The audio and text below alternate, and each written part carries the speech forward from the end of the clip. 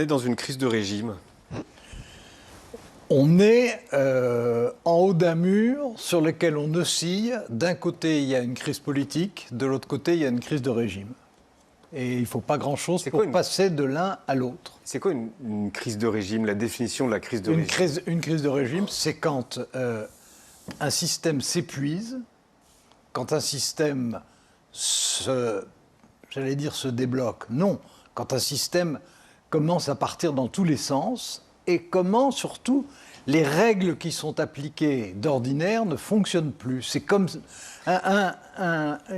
une crise de régime, c'est comme un moteur qui s'emballe sans qu'on sache comment on peut l'arrêter et dans quelle direction il va aller. C'est un peu ce qui se passe, non? C'est pour ça que je vous dis, on n'est pas loin de la crise de régime. Pourquoi on n'y est pas dedans? Le système n'est pas épuisé.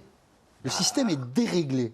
Et il est déréglé par la personne qu'on a évoquée tout à l'heure, qui n'a pas de sens politique, c'est Emmanuel Macron, réélu président de la République, incapable de réunir une majorité législative en mai-juin 2022, procédant à une dissolution à un très mauvais moment, il a déréglé le système. Mais le système est bon, il n'est pas épuisé. Simplement, le système, il faut le reprendre. J'entends bien que Alain, il ne veut même pas y réfléchir, mais peu importe, il faut le reprendre dans l'ordre. Si vous faites bien fonctionner le système, vous avez un président élu et une majorité à l'Assemblée nationale. Il n'a jamais dit qu'il ne voulait pas y réfléchir. Si, mais j'ai bien vu. Ah bon, d'accord. Qu'est-ce que vous vouliez dire? Non, en règle générale, j'aime bien réfléchir.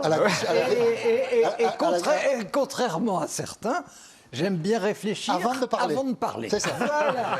Je ne sais pas qui vous visez, mais c'est pas grave. Non, mais on se connaît bien, donc... C'est très agréable de réfléchir après avoir parlé. Essayez, Alain. Quand on réfléchit après avoir parlé, en général, c'est assez vexant. Non, ça veut dire que vous avez libéré les pulsions avant de réfléchir. Non, ça veut dire qu'on n'est pas content de ce qu'on a dit. Je m'inquiète pour la démocratie.